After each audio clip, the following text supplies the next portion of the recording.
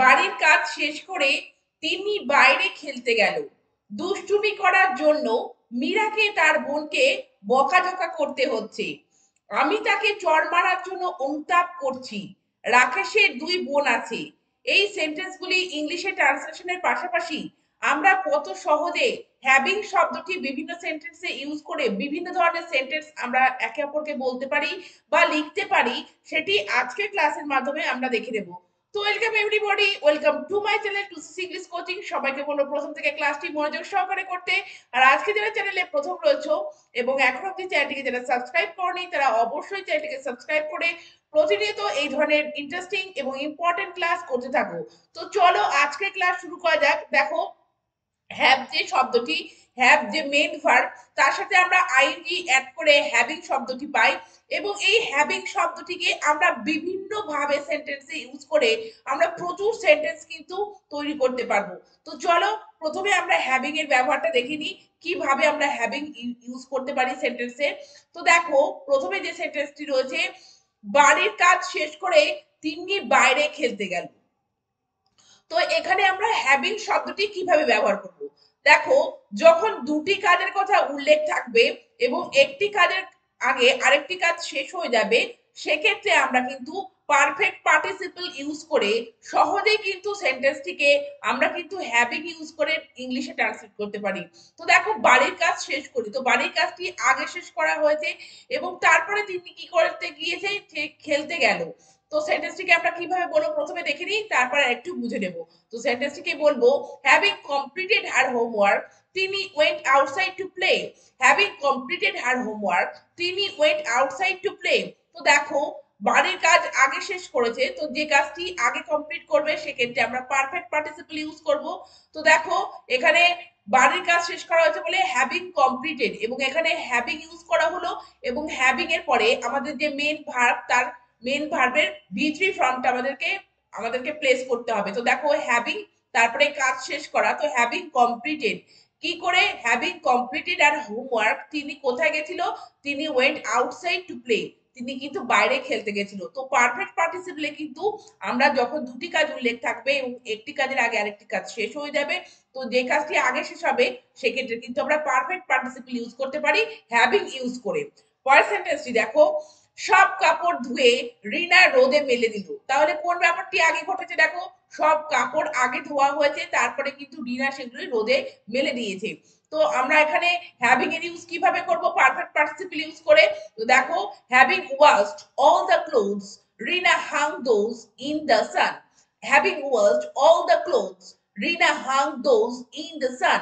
তো দেখো, সব কাপড় আগে ধোয়া হয়েছে, সেজন্য দেখো হ্যাভিং, তারপরে দেখো ওয়াশে যে ভি3 from washed, having washed all the clothes, তারপরে কি হচ্ছে, রিনা সেগুলিকে কি করে দিয়েছে, মেলে দিয়েছিল বা ঝুলিয়ে দিয়েছিল রোদে। তো দেখো, হ্যাঙ্গের যে পাস্ট ফর্ম হাং, তো হ্যাং এর দুটো পাস্ট ফর্ম হয়, একটা হ্যাং হয় আবার হাং হয়। তো হ্যাংড মানে কিন্তু ফাঁসি দেওয়া, আর এখানে দেখো হাং মানে কিন্তু ঝোলানো, হ্যাং মানে ঝোলানো হয় আবার ফাঁসি দেওয়া হয়।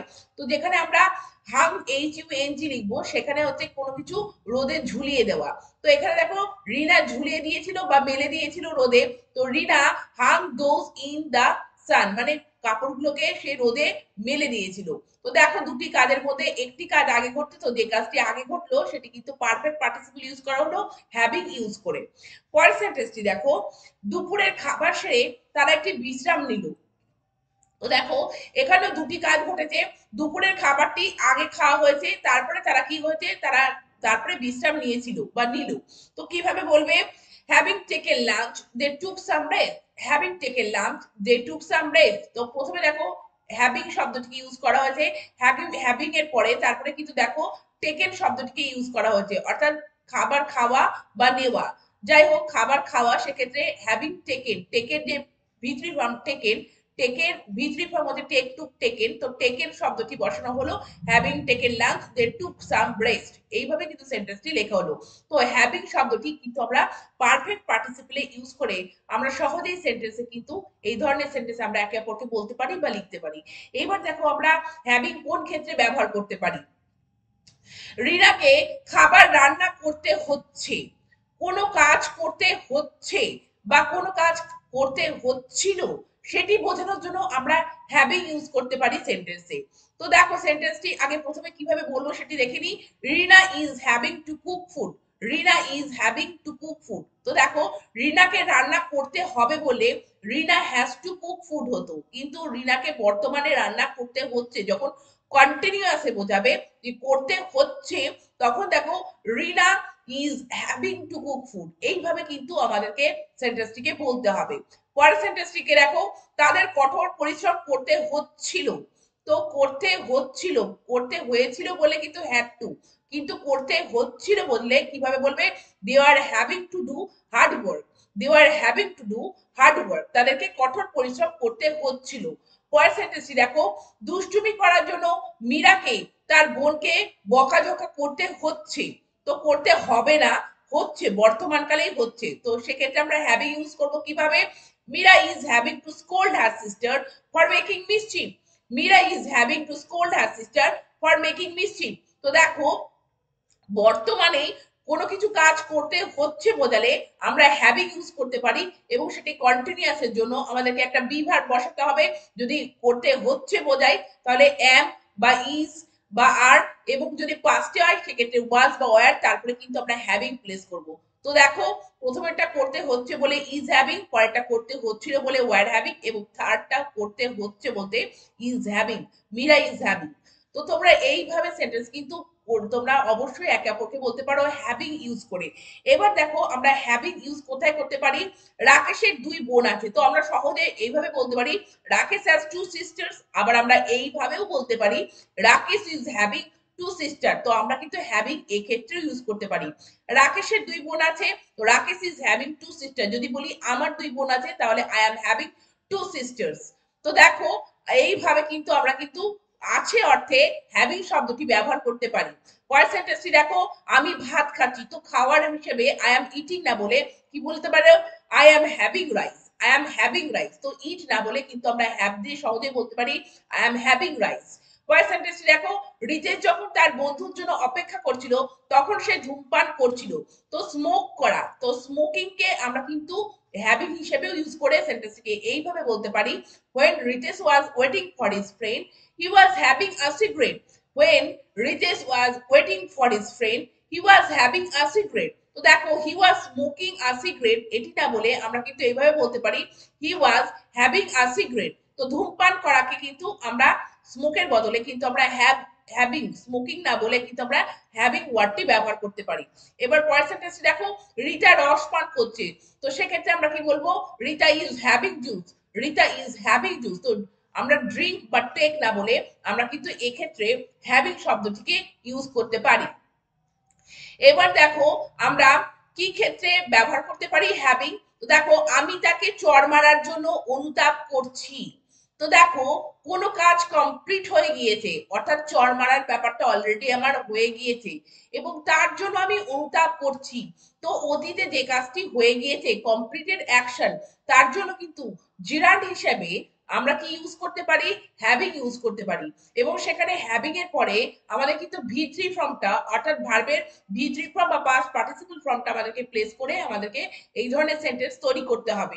তো আমি তাকে চড় মারার জন্য অনুতাপ করছি। তো আমার চড় মারার কাজটা অলরেডি হয়ে গিয়েছে এবং সেই জন্য আমি অনুতাপ করছি। তাহলে চড় মারার ব্যাপারটার ক্ষেত্রে কিন্তু আমরা পারফেক্ট জেরান্ড আমাদেরকে ইউজ করতে হবে। যখন অতীতের কোনো ঘটনা বোঝাবে, তখন কোনো কাজ কমপ্লিট হয়ে গিয়েছে, সেক্ষেত্রে আমরা কিন্তু পারফেক্ট জেরান্ড ইউজ করবো। এবং সেন্টেন্সটিকে কিভাবে বলবো? I regret having slapped him. I regret having slapped him. তো দেখো আই রিগ্রেট মানে আমি অনুতাপ করছি বা করি, তোমরা আই এম রিগ্রেটিংও বলতে পারো। তো দেখো হ্যাভিং, তারপরে দেখো স্ল্যাপ, চড় মারাকে স্ল্যাপ বলে, তার ভি থ্রি ফর্ম স্ল্যাপ, এবং কাকে চড় মারা? তাকে। তো আই রিগ্রেট হ্যাভিং স্ল্যাপড হিম, তাকে চড় মারার জন্য আমি অনুতাপ করছি। তো হ্যাভিং স্ল্যাপড হিম অর্থাৎ চড় মারার ব্যাপারটা আগেই ঘটে গিয়েছে বলে এটি কিন্তু পারফেক্ট জেরান্ড হিসেবে ইউজ হয়েছে। এবং পারফেক্ট জেরান্ড সবসময় মনে রাখবে যে অবজেক্ট হিসেবে কিন্তু সেন্টেন্সে ইউজ হয়। তো এখানে দেখো আমি অনুতাপ করছি, কি জন্য অনুতাপ করছি? হ্যাভিং স্ল্যাপড হিম, তাকে চড় মারার জন্য অনুতাপ করছি। তো দেখো এখানে কিন্তু অবজেক্ট হিসেবে ইউজ হয়। তো ভার্বের অবজেক্ট হিসেবে বা প্রিপোজিশনের অবজেক্ট হিসেবে কিন্তু পারফেক্ট জেরান্ড সেন্টেন্সে ইউজ হয়, এবং সেখানে কিন্তু আমরা হ্যাভিং ইউজ করে কিন্তু সেন্টেন্সটিকে আমরা বলি আমরা সেন্টেন্সটিকে কিন্তু বলতে পারি বা লিখতে পারি। পরের সেন্টেন্সটি দেখো, রক্তিম দুষ্টুমি করার জন্য শাস্তি পেয়েছে। তো দুষ্টুমি অলরেডি রক্তিমের করা হয়ে গিয়েছে, তার জন্য সে শাস্তি পেয়েছে। তাহলে কিভাবে বলবে? Raktim was punished for having done a mischief. Raktim was punished for having done a mischief. তো দেখো এখানে রক্তিম ওয়াজ পানিশড কিসের জন্য? ফর, দেখো অবজেক্ট হিসাবে, প্রিপজিশনের অবজেক্ট হিসাবে এখানে পারফেক্ট জেরান্ড ইউজ হয়েছে হ্যাভিং ডান আ মিসচিফ। তো দুষ্টুমিটা তার অলরেডি করা হয়ে গিয়েছে, তার জন্য কিন্তু সে শাস্তি পেয়েছে। তো দুষ্টুমিটা আগে ঘটে গিয়েছে, তো কমপ্লিটেড অ্যাকশন, তার জন্য কিন্তু পারফেক্ট জেরান্ড ইউজ করা হলো। এবং এখানে হ্যাভিং ডান, হ্যাভিং তারপরে ডু এর যে ভিতরি ফর্ম ডান সেটি ইউজ করে কিন্তু সেন্টেন্সটি এইভাবে কিন্তু আমাদেরকে বলতে হবে বা লিখতে হবে। পরের সেন্টেন্সটি দেখো, ওই ব্যক্তির বিরুদ্ধে মূল্যবান জিনিসপত্র চুরির অভিযোগ উঠেছে। তো মূল্যবান জিনিসপত্র সে চুরি আগে অলরেডি করে ফেলেছে, তারপরে কিন্তু তার বিরুদ্ধে অভিযোগ উঠেছে। তো কিভাবে বলবে? The man was accused of having stolen valuable things. The man was accused of having stolen valuable things. তো দেখো অ্যাকিউজ অফ, তো কিসের জন্য? তার জিনিসপত্র চুরি করার জন্য। তো হ্যাভিং স্টোলেন, তো দেখছো এখানে হ্যাভ, যে হ্যাভ তার মেন ভার্ব, তার সাথে আইএনজি অ্যাড করে হ্যাভিং করা হয়েছে। তো হ্যাভিং তারপরে ভিতরি ফর্ম স্টোলেন, এইভাবে পারফেক্ট জেরান্ড হিসেবে কিন্তু এখানে সেন্টেন্স ইউজ হয়েছে। অর্থাৎ কোনো যেটি কমপ্লিটেড অ্যাকশন সেটিকে কিন্তু আমরা পারফেক্ট জেরান্ডে রেখে আমরা কিন্তু সেন্টেন্সটিকে এইভাবে তৈরি করতে পারি। তো এই চুরির কাজটি অলরেডি হয়ে গিয়েছে, সেজন্য হ্যাভিং স্টোলেন ভ্যালুয়েবল থিংস এটি কিন্তু পারফেক্ট জেরান্ডে ব্যবহার করে কিন্তু এখানে লেখা হলো। এবং এখানে প্রত্যেকটি সেন্টেন্সে দেখলে হ্যাভিং এর ব্যবহার হলো। তো তোমরা দেখলে যে কত সহজে আমরা হ্যাভিং ইউজ করে বিভিন্ন ধরনের সেন্টেন্স একে অপরকে বলতে পারি বা আমাদের লেখাতে আমরা কিন্তু প্রয়োগ করতে পারি। তো তোমরা অবশ্যই এই হ্যাভিং শব্দটিকে নিজেদের লেখাতে এবং বলাতে ব্যবহার করতে থাকো, আর প্রতিনিয়ত ক্লাসগুলি করতে থাকো চ্যানেলটিকে সাবস্ক্রাইব রেখে। Thank you very much, thank you for watching this video.